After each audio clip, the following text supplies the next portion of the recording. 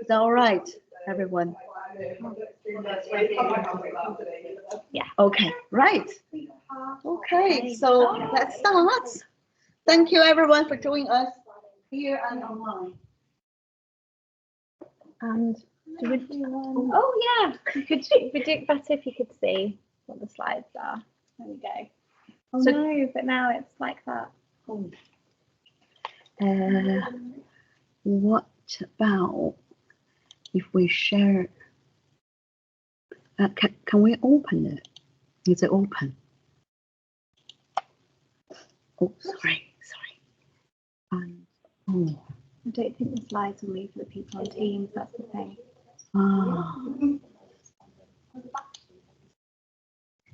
What about now? Can you see the full slides now, people? Yeah. What about people online? Hello. Yes. Yeah, it's all good. Okay. Yeah. It's okay. Right. Yay. Full slides, and we're not upside down. That's great. Oh my goodness. Thanks for coming, and everyone online. I'm really happy to invite Dr. Susie Kohler-Palmer to see us today. Susie is a senior lecturer in health psychology at the University of Huddersfield, and has come to talk to us today about preventative health behaviours and vaccine hesitancy. Cervical screening. I went for in the end. So the title of her talk is "The Problem Is I Don't Know Enough About the Science Behind It, the Importance of Beliefs in Preventative Health." Thank you very much. Thank you to Kirsty and to Susie for the invitation. I'm absolutely thrilled to be here today. Now, you will have to invite me back because I do have vaccine hesitancy research to draw on that sort of fits the similar strand and the topic. I'm so keen in exploring health beliefs and idiosyncratic reasons for people's reasons to engage in preventative health behaviours and similarly not engage in them. So what I've focused on in this presentation is cervical screening and research that I've conducted with some fabulous colleagues. So let's see what we've got. So just by way of introducing the topic, apologies if this is news to, sorry, if this is not news, if this is old news to you, but just to set the scene, globally, cervical cancer is the 4th most common cancer in women.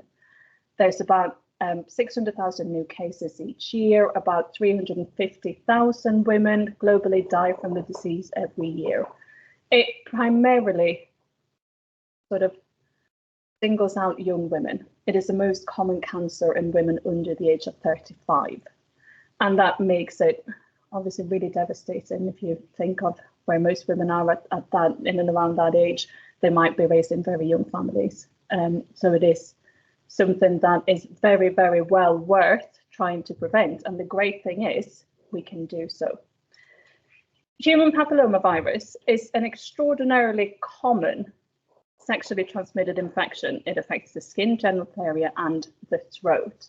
HPV infection with certain strains, which is persistent, is what causes cervical cancer in the majority of cases. Now, most HPV infections are cleared by the immune system on its own without any difficulty whatsoever, but there are certain strains. There's about 100 even of different strains of HPV, but there's a certain number of them that are particularly difficult in terms of leading to cancers, one of them being cervical cancer. I suppose the good news in that is that it typically takes between 15 to 20 years for these cells to become cancerous. So the HPV virus, if it's not cleared by the immune system, and if it's these high-risk strains, with time, if left untreated, will lead or can lead to cervical cancer. So that gives us then a way in. It's one of the few cancers that is preventable. And this makes it really, really intriguing. There are sort of a trifecta, really, of strategies that we have available to us. Being vaccinated in this country, it's children who are aged between 12 and 14. Globally, The WHO suggests that vaccinating children as young as 9, so between 9 and 14, is very effective in order to prevent HPV infections in the first instance. So it's trying to prevent cervical cancer through prevention of HPV infections. So that will not only lead to prevention against cervical cancer, but also other HPV-related cancers. In this country, the national HPV vaccination campaign was rolled out in 2008, and at that point was only focused on girls. Since 2019, boys of that age are also vaccinated. In 2008 and onwards, they ran a sort of a catch-up vaccination campaign as well for women under the age of 25. And that ran for several years. And to be fair, I think they still do it. I could be wrong about that, but I do think that catch-up is still available if anybody's under the age of 25 and didn't receive it in year 8 or 9. It used to be 2 doses before, now they moved to 1 dose only, which is, I think, even better if we think pragmatically about making sure that these children are fully covered against HPV. The second thing is screening. And the national screening programme in this country has been running since 1988. Women and people with a cervix aged between 25 to 49 are invited every 3 to 5 years, depending on the geographical region or country of the 4 nations. And I'm going to go on to that a little bit later. And then once a woman reaches the age of 50, they're invited every 5 years, irrespective of where they live. And of course, outside of that call-recall screening programme, any woman or a person with a cervix who experiences any symptoms of cervical cancer can and should seek medical help in order to get to that early detection. So this is really the key here, is early detection of precancerous cell changes to stop cervical cancer ever becoming a thing.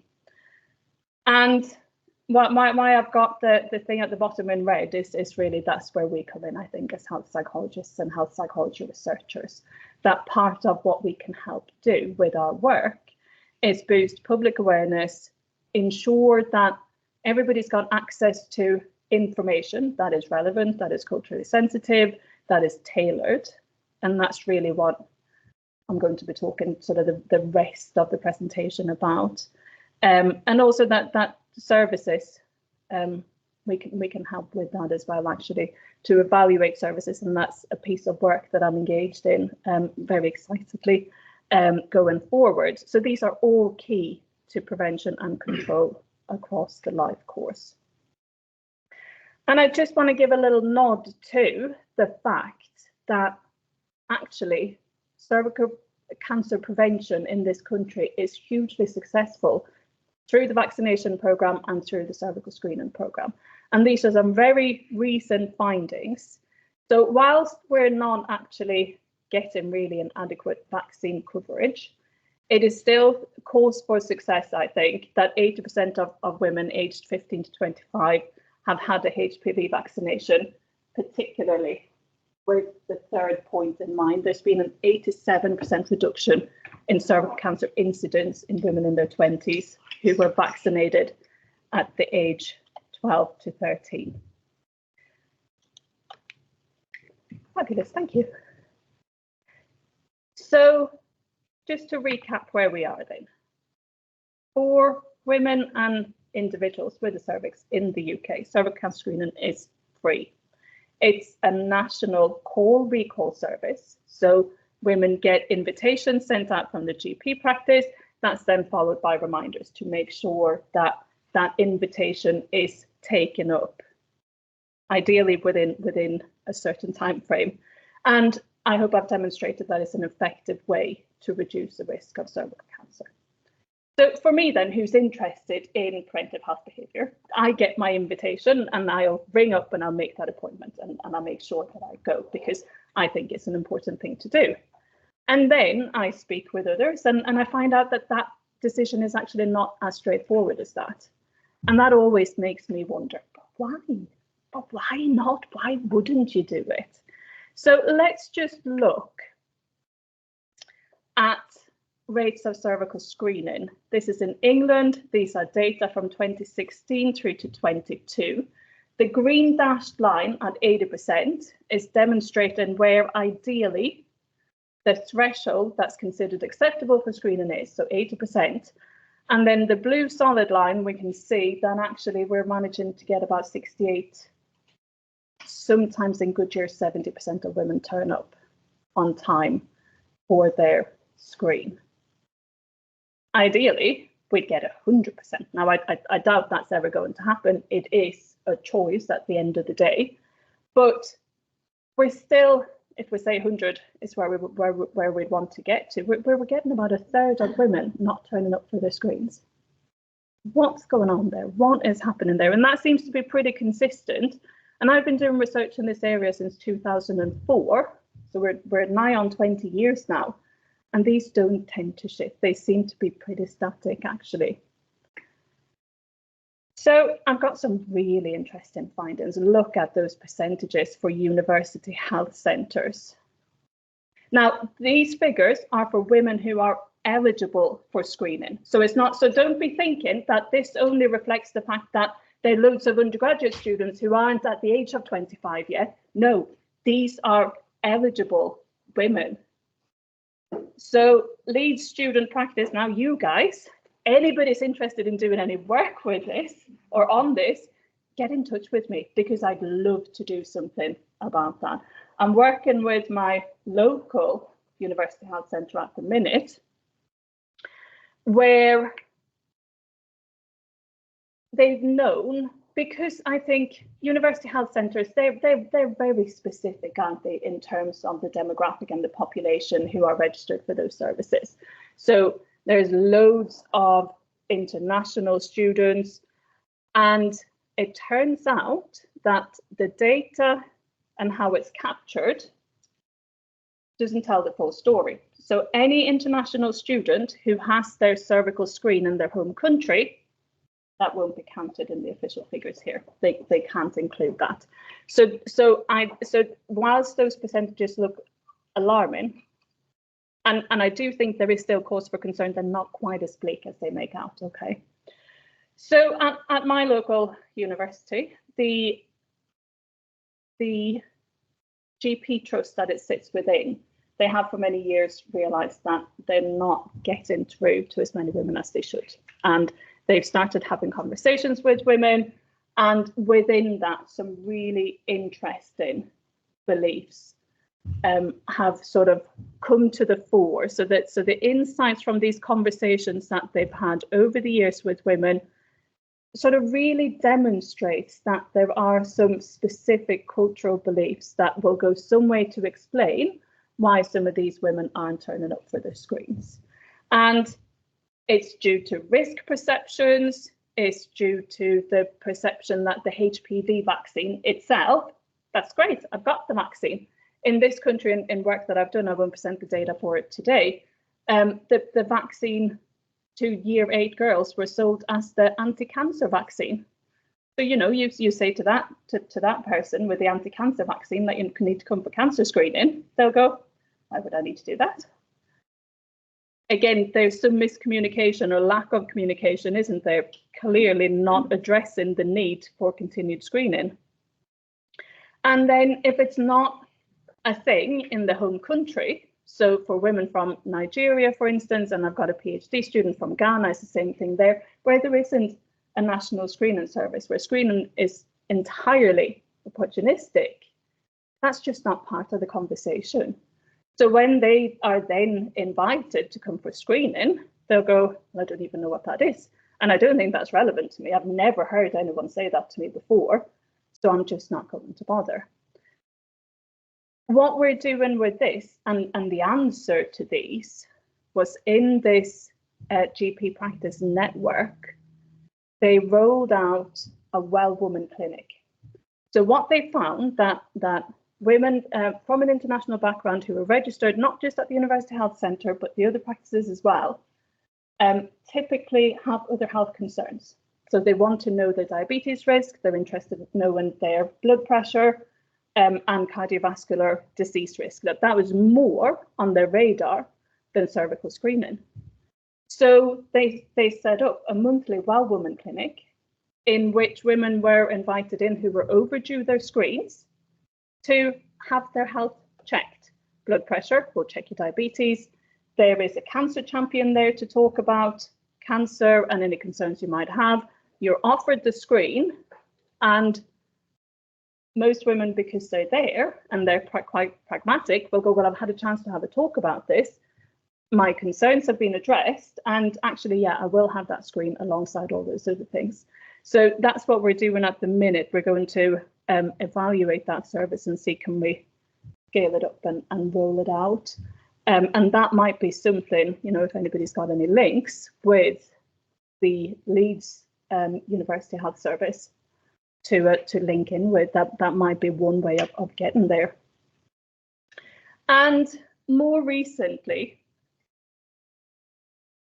these are incredibly hot off the press descriptive findings, okay, from our University Health Centre, in which we are surveying.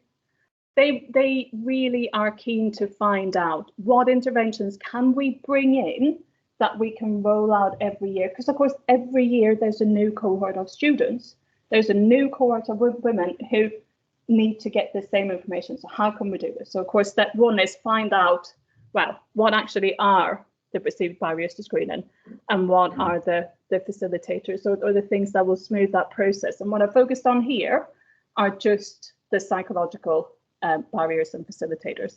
There are also practical ones, of course, such as, when is the clinic on? Are there evening appointments? Are there weekend appointments? Is there anybody there who can look after my child while I go for a screen? So I've not, we asked those, but I didn't include them in today's presentation. And of course, with every new cohort of 25-year-old women who are eligible for screening, if they've not screened before, again, the perceptions around it's painful or it's scary, it's going to be unpleasant, that rarely changes. Like in 20 years I've been doing this research, women are still saying the same thing. So not the most pleasant thing, but it's also not the worst thing in the world. So we're still not managing to address those concerns adequately, I don't think at all, because that is still putting women off. And then there's a multitude of beliefs around screening itself and cancer risk. Some of those are coming from a religious sort of background, such as I'm not sexually active until I get married, and once I'm married, that's when I'll start screening. Or I'm not being screened because I don't want to break my hymen. And I suppose any information, and we're again back to beliefs and the importance of those, and addressing those in a culturally sensitive way. What's really interesting is, if we look at the facilitators, 66% of women, which is very close to the number of women generally that we get to turn up for their screens on time, are saying screening could potentially save my life. So these are the women that are coming, aren't they? They're the ones that are going, okay, I will go for that. That's worth my while. And then there's some other facilitators which are really important. And one of the things that we've asked about, which I think is important, maybe from women from ethnic minority backgrounds, this ability to maybe be able to bring your partner to screening or to bring your friend to screening, that you're not there on your own. All right, so I wanted to talk about this in greater detail, but I'm just not going to have time to do it, right? This is why I'm saying you need to get back at a later point. So this is work that Eilish and Gabby and I will continue with respect to vaccine hesitancy, but it's also important for the work that we're doing on cervical screening. So the information that we encounter is always filtered through our beliefs, whether we are aware of it or not, okay? So when we get access, we're bombarded with information, and when there's new information in particular, even if we are not consciously aware of it, we will assess the validity of that information by asking ourselves one of 4 questions. And the first one is typically, is it compatible with my beliefs? Do I believe it? Like, does this seem plausible to me? Do other people believe it? Can I trust the person who has given me this information? And do I see sufficient evidence for it?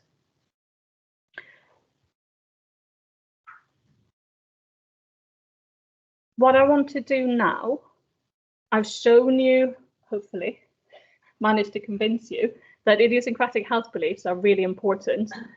They can go some way at explaining why we've got this really impressive prevention strategy, which is very successful in reducing the incidence and mortality from cervical, well, the incidence of cervical screening.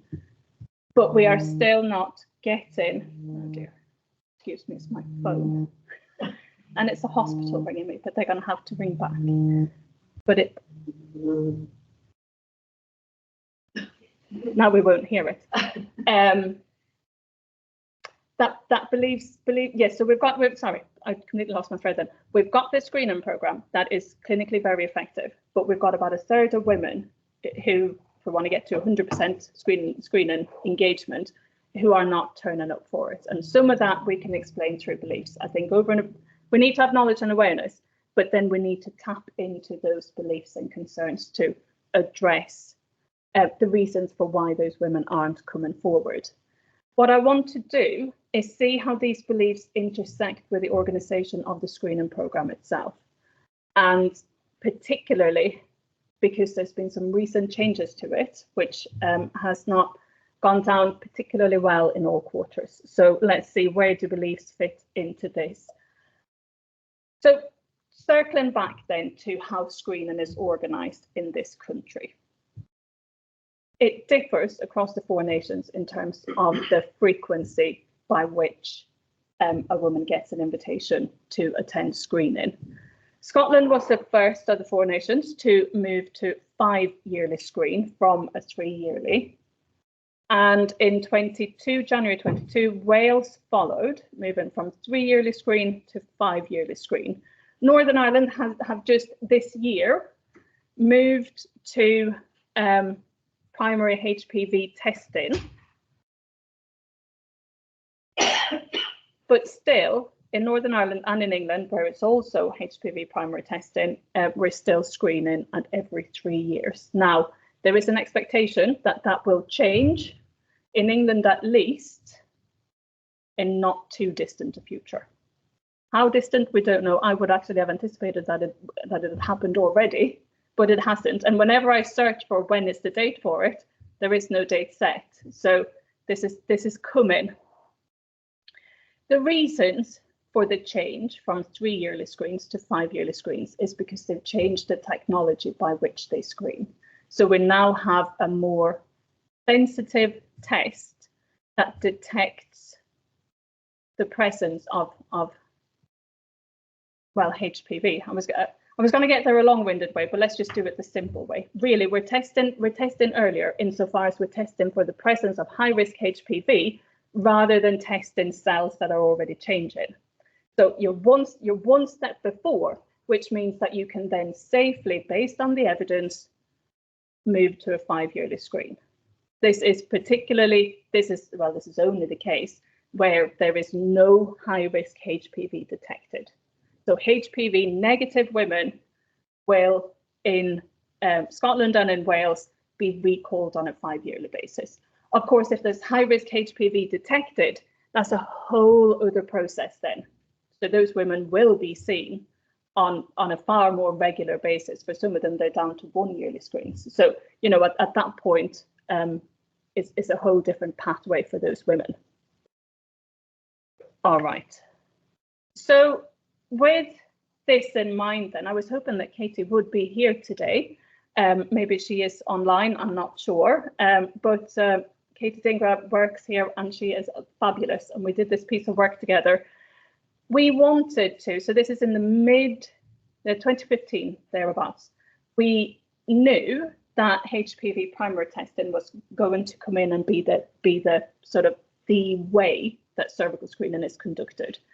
And we thought, wow, what does the public understand about HPV to begin with? So there had been a piece of research done in 2013 suggesting UK women had very low knowledge and awareness of human papillomavirus infections and causes and treatments and all the rest of it. So we thought, well, this is going to happen. This is an opportune moment to do a resurvey of it. So we conducted a small scale web-based survey, just short of 250 women. And what we found was that actually nothing much had happened in those 5 years since that original study that was published in 2013. So despite the knowledge that, you know, they were trying out the HPV primary testing, there was no public health work being done in terms of informing the population about HPV. So the respondents to our survey had very limited understanding of HPV, how it's transmitted, how it's treated, and its link with cancer. And there were overall low scores for HPV knowledge and testing. And I suppose some of these are key, and I've got the last one in bold because I do think that's really important. So in terms of actually the knowledge that HPV causes cervical cancer, that's not bad, 86%. We're demonstrating accurate knowledge about that. But then when we look at sort of HPV transmission, and that's fine. Personally, I don't have an issue with that because HPV is so pervasive. It's really difficult for anyone to protect themselves against it. It's not something that we should necessarily worry about because it's just there. That's the same reason that we shouldn't talk about HPV in stigmatizing terms. So whilst it might be sexually transmitted, as I said, if you've no real way of protecting you against it, and about 80% of people in their lifetime will contract it, most will get rid of it on their own without any intervention, without it causing any problem. You know, there's no point in being stigmatizing. It's just like we're all there. What I'm slightly concerned about is that 80% believe that HPV have listable signs and symptoms. Now, this is not true. Certainly when it comes to its link with cervical cancer. HPV is, and I told you there's about 100 different types of it. It's known as the wart virus, so it will cause skin warts, but that's different strain of HPV to what we're talking about here. And really concerningly, and I think this is still true now, 69% of our respondents were unaware that a negative HPV test means the risk of cervical cancer is low. Now you can see how that will then feed into any potential perceptions that move into a 5-yearly screen is going to be problematic. And I'm going to show you data that that's exactly what women in this country are thinking. So what we've concluded from that survey, and it remains true today because we haven't cracked this particular nut just yet, there is still an urgent need for public health HPV information campaigns. At the minute, I didn't put this out there in the introduction, the NHS has pledged to eliminate cervical cancer by 2040. The WHO wants to eradicate it by 2030. And I think Australia at the minute is looking at being the first country to eliminate it, but I think it's 2066 that they've got in mind for that. So the HPV vaccine rates are not where we want them to be. Cervical screening rates are not where we'd want them to be. And I think part of this is just this unawareness of actually what it is and like what is HPV and why is it important and why should I bother? And if I've got the anti-cancer jab, why on earth would I want to do any of these things over here? So again, because you do this kind of research and you hear of policy changes that might be happening, you think here's another opportunity to find out what are the perceptions or the thoughts and beliefs and the attitudes to this in the general population. So when I got wind of the fact that they had approved the move into a 5-yearly screen from a 3-yearly screen, in 2018 and 19, we sent out an internet-based survey. Again, about 650 women responded to it, and we included socio-demographic information, repeated the HPV knowledge questionnaire, Also a cervical cancer knowledge questionnaire. So this is signs and symptoms of cervical cancer. Risk perceptions, so perceived risk perceptions, and the average woman's perceptions, average woman's risk of getting cervical cancer and HPV. And then we were really interested in finding out, you know, if we do move to a 5-yearly screen, how would you feel about that?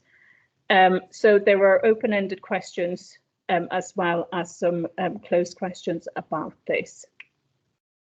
And it won't surprise you, I'm sure, to learn that women who responded to the survey at that time, only about, well, less than half of them said that they'd be willing to wait 5 years for the next screen. A lot of them will have said in the open-ended questions that I want to be screened more frequently, not less frequently. Or I'm from this country where we get screened every year, and I don't understand why it's 3 years here, and now you're telling me it's going to be 5 years. And a lot of it in the open-ended questions was, well, I don't understand why, like, why are you doing this? Oh God, that's not me, but there are answers to these, but clearly that information just hasn't filtered through, and is still not filtered through. So this was just, you know, what on earth is going on here? It is also the case that there's this suggestion that women who are HPV vaccinated and who test negative for high-risk strains of HPV, they might be able to have as few screens as 3 across their entire lifetime.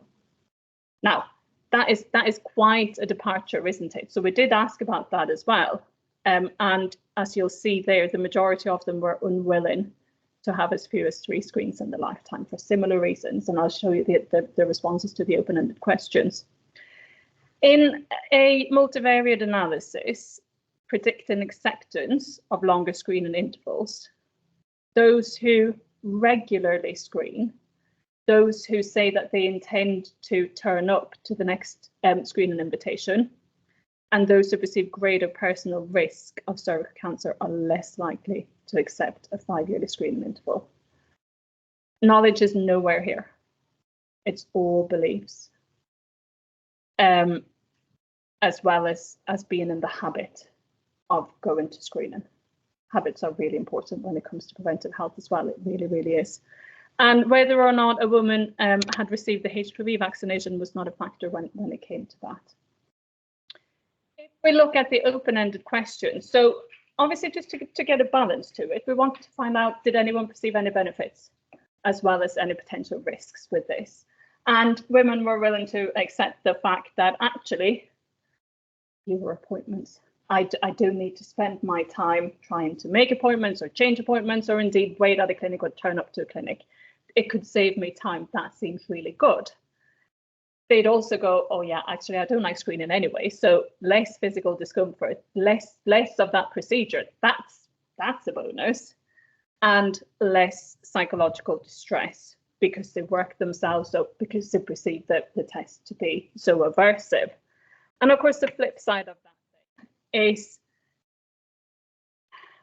for some, whilst they might say, well, I might be less worried because I don't have to worry about the test itself, that is then coupled with a perceived increase in anxiety and worry about what is happening in my body. This is a body part that's not visible to me. Anything could be happening. And you're telling me that I'm going to have to wait another 2 years until I get to find out whether everything is okay. If it's a, and these are the words that the women themselves would have used, what if it's really severe form of cancer and it's moving far quicker than those 2 years, then it'll be too late for me. They also perceive, well, this sort of goes without saying, then an increased risk of illness developing and an increased risk of cancer. And you can see that, right? If you're believing that cervical screening is a test for cancer, which is ultimately where we're going to end up with, by the time I'm sort of jumping to the punchline here, that this is problematic from the women's point of view, because every 3 years to every 5 years, clearly that cancer is going to have loads of time, extra time to develop, and I won't know about it. But before we get there, the key thing that we need to do, and because England hasn't moved to 5-yearly screens yet, is take these insights, build interventions and public health information campaigns that include specific information about HPV timelines, right? It takes a very, very long time from high-risk HPV to develop cervical cancer. There is oodles of time in which we can intervene. If somebody has a HPV negative test, okay, it's okay. It's the HPV high-risk strains that are problematic. And those women, if this is you, you will be on this pathway. It's only HPV negative women that will be screened every 5 years. So I think that needs to be part of that information campaign as well. So the relationship with cancer risk, and then the rationale for extending screening intervals. That HPV primary testing is testing for HPV. We're testing a step before we did before. So we have even more time to intervene. This is why the 5-yearly screens are considered safe. We did a deep dive. How am I doing with time? Okay. We did a deep dive into 44 of these women who responded to our online survey. And we conducted one-to-one interviews. They were really long. They were really incredible. We've got loads of data. Anybody want to work with me and my colleagues on analysing the rest of the data set? I think we've got another at least 2 papers to get out of there. Honestly, it's just such a rich data set. It's fantastic. So in this paper in particular, because we knew, again, that England and Northern Ireland haven't yet moved to 5-yearly screens, we thought, well, maybe those who are in charge of writing these public health information campaigns can learn from this. So this is where we went first. This is why we got so much data left to analyse. So unsurprisingly, we got more nuanced and detailed information about the fear of undetected disease, how women feel that actually moving to 5-yearly screens feels disempowering, how it would lead to increased anxiety and the perception that that's not a great use of healthcare resources. And Rose, absolutely phenomenal qualitative researcher, went into the sort of the analytic themes beyond the descriptive themes, and the basis for these attitudes can be understood on the basis of these 3 beliefs. So a belief that more frequent screening provides better protection from cancer. This is of course coming from the fact that these women, and it's true not just of the women in our study, I think this is true of women general in the population, understand screening as a test for cancer. That is not testing pre-cancer, well, it's not even testing precancerous cell changes anymore. It's testing for high-risk HPV. And coupled with that then is the belief that the more you test, the better it is. So, you know, you got a cancer screen, well, you got to do that cancer screen and you got to do it frequently because that's surely better than doing it less frequently. They're also, and this is very interesting, and it's the first time actually I'd come across that in any of the papers looking at screening, the lack of confidence in the HPV vaccine. That, well, surely that vaccine's not been around long enough. That can protect me against all cervical cancer, and that's a fair point, I think. So it works against the most aggressive high-risk strains of HPV, but not every single one, which is of course why screening is important. If the vaccine was sufficient on its own, well, we wouldn't need to screen, and I wouldn't have research to do. But again, it's a fair point, but it's also, there's also misconception within that. So there are various ways in which we can address it. And finally, and this is really interesting as well, and I'm so grateful to Rose for the analysis that she did. Women very correctly identified this sense of not having enough information, that they just don't have the knowledge. And really importantly, they want to have information, they want to understand this, and they want to be able to come to, I suppose, reasonably informed decisions and judgments about these things. And trust is really, really important when it comes to that. So who's telling me this and on what basis are they telling me that? And when that's missing, this is what happens. So the lower left-hand one there, this is from Australia. Australia was the second country in the world to move to 5-yearly screens. In 2017 is when they were meant to do it. There was a public outcry, and there was an online opinion poll similar to the one that's above that was created for Wales. And on the basis of that poll in Australia, they pulled the rollout of the 5-yearly screen. And they said we need to spend 6 months really engaging with the public and address these misconceptions and concerns that they've got, because clearly we've not done this right. In Wales, that you can see that what's the change, is it? The poll, the online survey. Oh, I forget, it doesn't matter what it's called. Yes, yeah. Doesn't matter. Yeah. It's not important. The key thing is, so from January, that was started 4th of January, they got 1.3 million signatures within the space of just a couple of weeks. And of course, they had to then apologise that they hadn't actually addressed the reason they were moving to the 5-yearly screen adequately. And I read this and I was going, but they should have read my papers. I could have told them this is going to happen. So this is where we end up. I thoroughly am of the opinion that beliefs underpin preventative health behaviour choices, such as cervical screening and vaccine hesitancy as well. And in order to make informed choices, we all need clear, reliable, trustworthy information. As far as is possible, right? If we can do a sort of a nuanced analysis, I think we'll come to the conclusion that certain groups need specific information.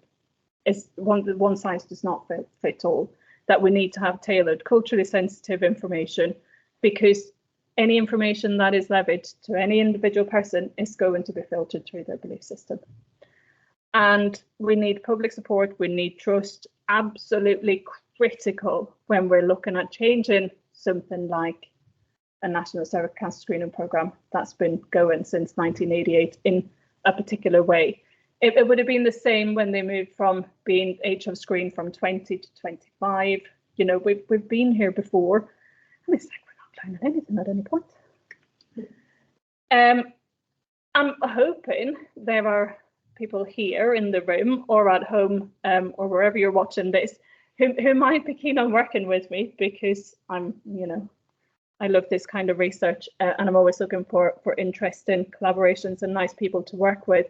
So as I've told you, these are ongoing strands. So we're working with the University Health Centre to explore ways in which screening uptake can be enhanced in culturally targeted and sensitive ways. We're also working with the local primary care network to evaluate their one-stop well women clinic. Really excited about that. And because I really want to get to a point where we're building interventions, that the third thing is I mean, I'm excited for all these 3 projects, but the third one where we're planning to build a digital intervention, co-created. I have no idea what it's going to look like. I couldn't even begin to tell you. And we're going to start, because I've got a PhD student who is working with Black women. So that's where we're starting. But I do think that's got the potential to be scalable to other ethnic minority groups, if not all women. But, you know, you got to start somewhere and you got to start small. And that's how you convince the funders, isn't that right? And that's it for me. Thank you.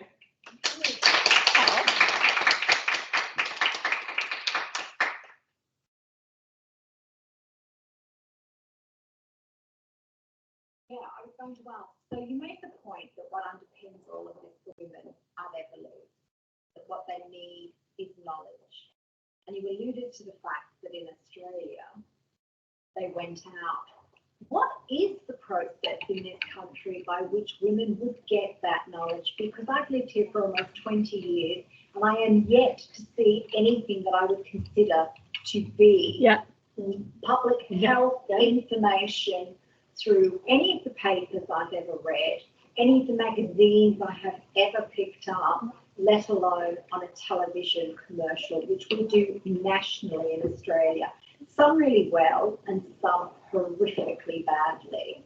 So how do women get knowledge about HPV and other health things in the UK? Because I have clearly missed it. So I think this is exactly right. You haven't missed it. You absolutely. It truly to God does not exist. That is. So Joe's Cervical Cancer Trust are really good, but then you got to know that they're there, and you got to go looking for that. So exactly that. So I did I ran a session in the Student Central at my university for Cervical Cancer Prevention Week, or it's Cervical Cancer Prevention Week. That's what it is.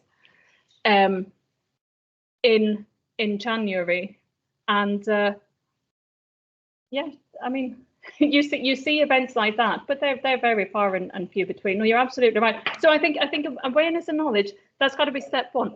But that in and of itself, the beliefs always trump. If you do a multivariate analysis and you look at intentions or even uptake, it's the beliefs that account for that variance. But obviously you need to have the awareness to know that it's even there, to have a belief or an opinion about it. So yeah, that's step one.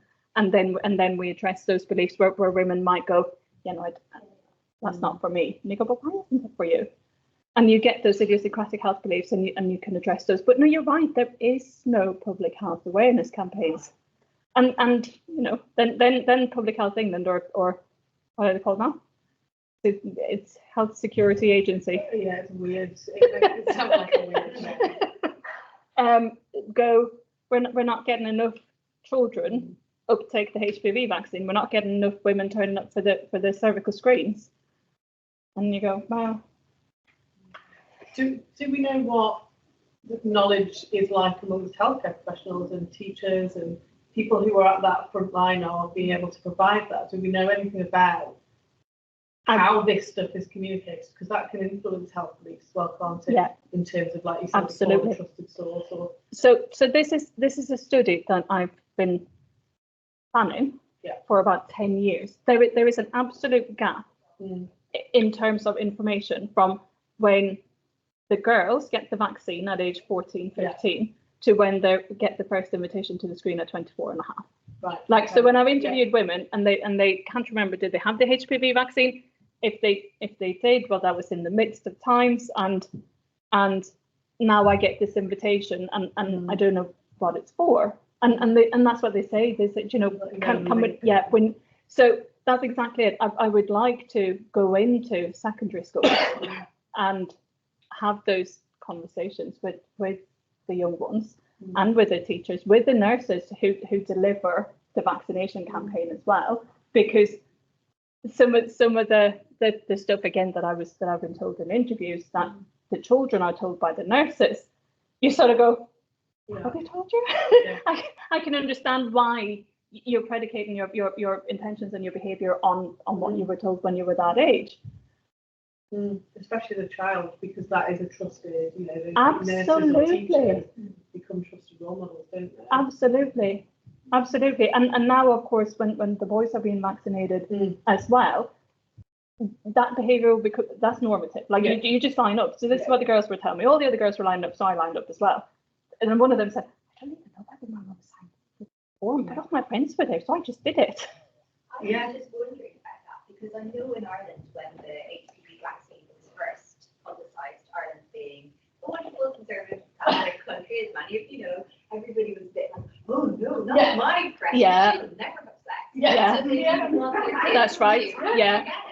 And you mentioned that the WHO said that it's okay for that vaccine to go out in kids as young as 9. But yet we're hanging on until they're 12 to 14. Is it the kind of sexual connotations? Is that why people are a bit? Yeah. Absolutely. So ideally, kind of stripping away that well. So yeah, for sure. Yeah, so I think 12 to 14 is what they settled on here, and I think that's possibly true of most of the European countries, because they want to get in there before sexual activity starts, in the hope that is right. But at 12 to 14, they've got their own kind of bodily autonomy in a way that a 9-year-old doesn't. And you are, as the primary caregiver, responsible for your 9-year-old's health. And I just wonder if you would increase that uptake by destigmatizing the sexual element and just making it like a mandatory thing where you've got the MMR and so on, where you just get your 9-year-old vaccinated against HPV. Yes, yeah. So sorry, and there are people waiting outside to come into the room. Thank you so much again to you. That was such a fascinating. Thank you. We'll be back again. Yay, thank you. That's great. That would be amazing. Yeah. Thank you so much. And then Bye everybody online. Bye bye. Bye.